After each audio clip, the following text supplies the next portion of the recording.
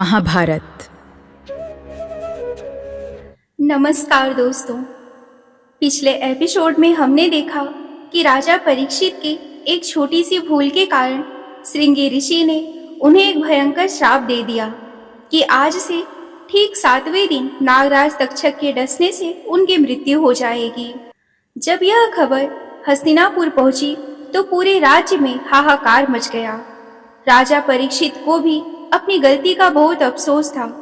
उन्होंने अपना सारा राजपाट अपने युवा पुत्र जन्मेजय को सौंप दिया और खुद प्रायश्चित करने के लिए तैयार हो गए।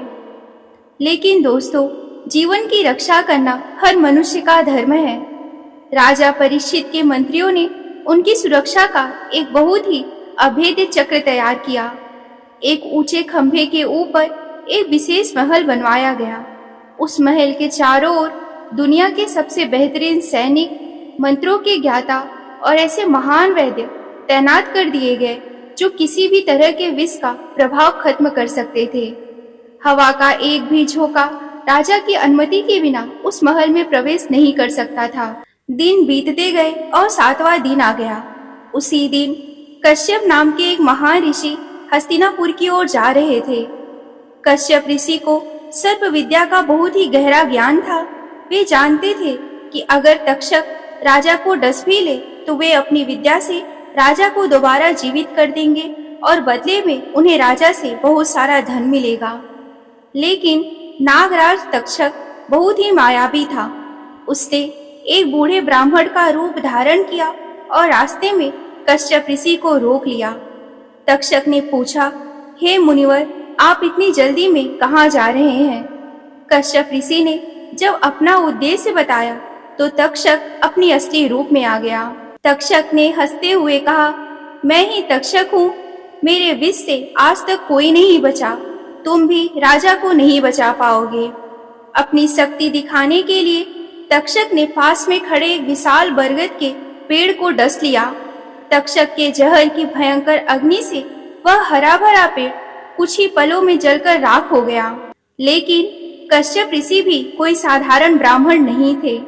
उन्होंने मुस्कुराते हुए उस राख पर मंत्र पढ़कर जल छिड़का और देखते ही देखते उस राख से दोबारा वह विशाल बरगद का पेड़ हरा भरा होकर खड़ा हो गया।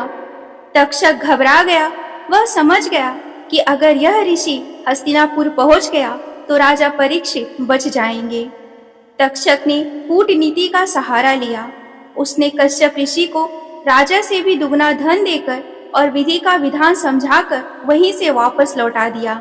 उधर हस्तिनापुर में सुरक्षा के उस अभेद्य महल में सूरज ढलने ही वाला था। 7वां दिन खत्म होने में कुछ ही पल बाकी थे। राजा परीक्षित और उनके मंत्री खुश थे कि उन्होंने श्राप को हरा दिया। तभी महल के बाहर कुछ तपस्वी साधु आए। उन्होंने राजा को आशीर्वाद देने के लिए कुछ फल और जल भिजवाया। सैनिकों ने फलों की अच्छी से जांच की और उन्हें राजा तक पहुंचा दिया। राजा परीक्षित ने जैसे ही एक फल उठाया, उन्होंने देखा कि उस फल के अंदर एक बहुत ही छोटा सा तांबे के रंग का कीड़ा रेंग रहा है। धर्मराज परीक्षित तुरंत समझ गए। वे मुस्कुराए। उन्होंने समझ लिया कि विधि का विधान और ब्राह्मण का श्राप कभी झूठा नहीं हो सकता। यह कीड़ा कोई और नहीं, स्वयं तक्षक है।